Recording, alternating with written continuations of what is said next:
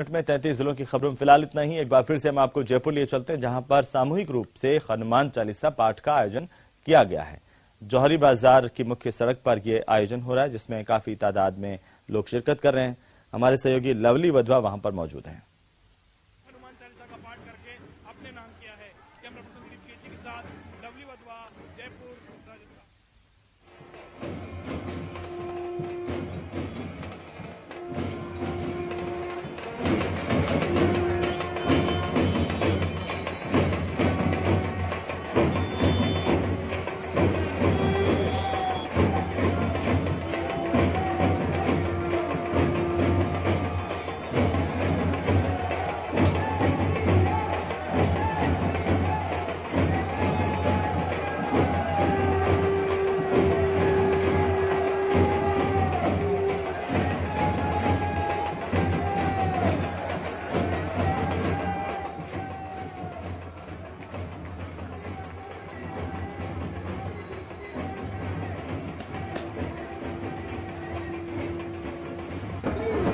जौहरी बाजार के मुख्य सड़क पर यह आयोजन किया जा रहा है और यहां पर सामूहिक रूप से हनुमान चालीसा के पाठ करने की ये तस्वीरें गुलाबी नगरों की।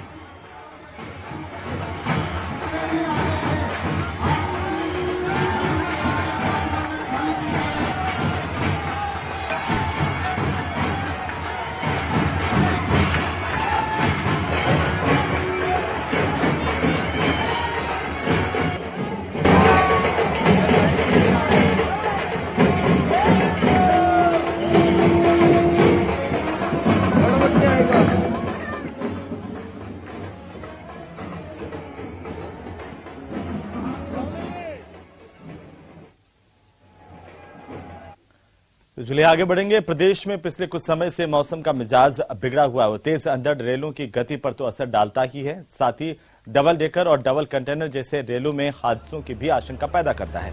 रेलवे प्रशासन ने तेज हवाओं के चलते डबल डेकर ट्रेन के सुरक्षित संचालन के लिए स्टेशन पर एनीमोमीटर लगाए हैं। ये एनीमोमीटर के उपयोग से हवा की गति 50 किलोमीटर प्रति घंटा से अधिक होने पर अलार्म बजने लगेगा, जिससे ट्रेनों का संचालन कुछ समय के लिए रोक दिया जाता है। एनीमोमीटर रेवाड़ी जिले के साथ साथ 33 दूसरे स्टेशनों पर भी लगाए गए हैं, जिनसे हवा की गति को मापा जा सकेगा और अगर कोई हादसा इससे नहीं हो, इसके लिए पहले से ही इंतजाम किए जाएंगे। मालगाड़ियां, खास करके जो डबल स्टैक कंटेनर गाड़ियां होता है, इनका संचालन जो है प्रभावित होने की आशंका रहती है, क्योंकि तेज हवाओं के दबाव से डबल स्टैक कंटेनर में की जो मूवमेंट में वो प्रॉब्लम होती है। इसी समस्या को देखते हुए उत्तर पश्चिम रेलवे ने कुछ साल पहले एनीमोमीटर की स्थापना मौसम विभाग से की है, उनके समन्वय से की है, जिसमें कि एक सिस्टम बनाया गया है जिससे कि हवा का प्रवाह अगर 50 किलोमीटर प्रति घंटा से ज्यादा होता है तो एक अलार्म जनरेट होता है और SMS के माध्यम से भी स्टेशन मास्टरों को सूचित होता है।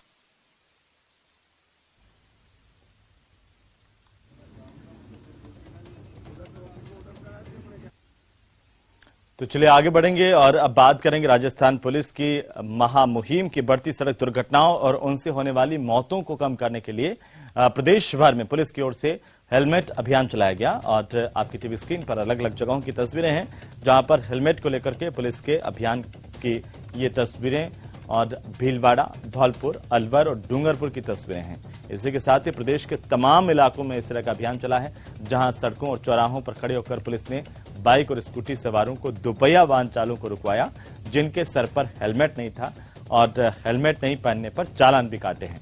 वहीं कई वाहनधारी पुलिस से बहस करते हुए दिखाई दिए, तो कई छोड़ देने की गुहार लगाते हुए भी यहां पर नजर आए। लेकिन राजस्थान पुलिस का कहना है कि हेलमेट पहनना आपकी अपनी जिम्मेदारी है, इससे आपके अपने जीवन को बचाने में सहयोग मिलेगा। ये किसी से जबरन करने की बात नहीं है, इसलिए सभी को हेलमेट पहनना चाहिए। अगर आपको सुरक्षित रहना है, अपने सर को सुरक्षित रखना है, तो दोपहिया वाहन चलाते समय हेलमेट जरूर पहनें।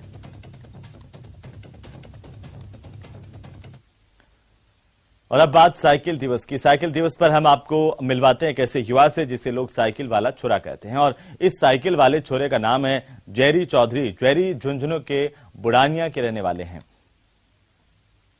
झुंझुनू जिले के बुडानिया निवासी जेरी चौधरी कई सालों से लोगों को साइकिल चलाने के लिए प्रेरित कर रहे हैं, जिसके चलते उन्हें साइकिल वाला छोरा के नाम से भी जाना जाता है।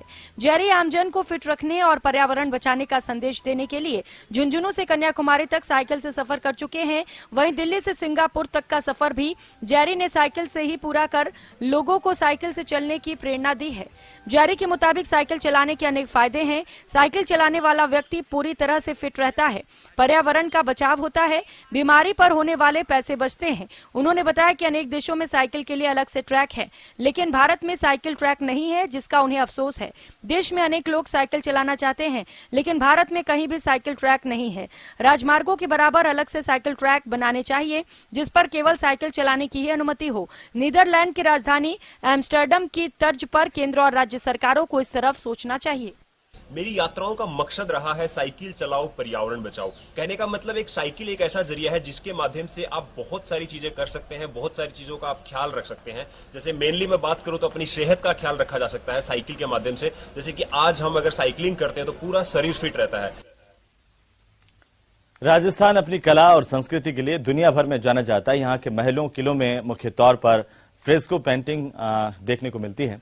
साथ ही साथ वक्त बदला और अब ये कला डाइंग आर्ट में शामिल हो गई, लेकिन गुलाबी नगरी के सिटी पैलेस में ये कला आज भी देखने को मिलती है। और खास रिपोर्ट में देखिए कि आखिरकार क्या है फ्रेस्को कला।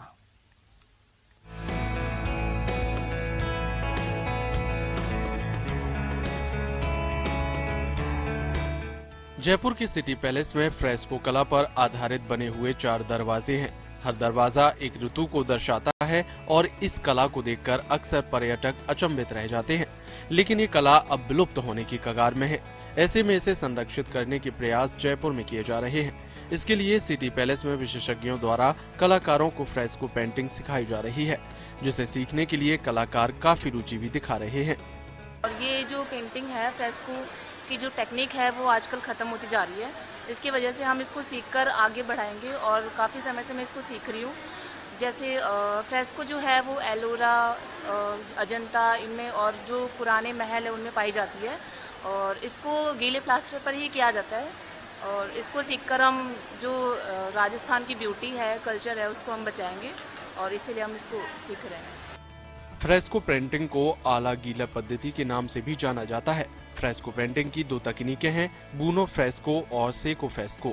बूनो फ्रेस्को जिसमें गीले धरातल पर ही चित्रण और रंग किया जाता है, फिर विशेष टूल्स के माध्यम से इसे पीटा जाता है, जिससे रंग प्लास्टर में ही समाहित हो जाता है। ये पद्धति सबसे स्थायी और टिकाऊ मानी जाती है। वहीं सेको फ्रेस्को को भी बूनो फ्रेस्को की तरह भित्ति को भी तैयार कर उसे सूखने के लिए छोड़ दिया जाता है।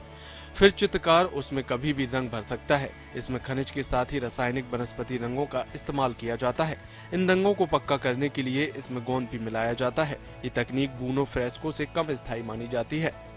ये सिटी पैलेस में जो फ्रेस्को की क्लासेस चल रही है, उसका मेन वजह यह है कि ये डाइंग आर्ट हो चुकी है, और महाराजा सवाई पद्मनाभ सिंह जी चाहते हैं कि न्यू जनरेशन को फ्रेस्को की आर्ट से अवगत कराया जाए। उसी सिलसिले के अंदर यहाँ पर जो आप ये मोटिव देख रहे हैं, ये फ्रेस्को के हैं। यहाँ इन मोटिव का डिजाइन बना करके बच्चे नए स्टाइल से फ्रेस्को वहाँ बना रहे हैं। विधि वही है, नए सब्जेक्ट बना रहे हैं। विशेषज्ञों द्वारा कलाकारों को फ्रेस्को पेंटिंग सिखाने से जहां इस कला को बचाने में सहयोग मिलेगा, वहीं आने वाली पीढ़ी भी इससे रूबरू हो सकेगी। न्यूज़ 18 के लिए जयपुर से महिमा जैन। तो चलिए खबरों में रुकेंगे, एक छोटे से ब्रेक के लिए जल्द लौटेंगे।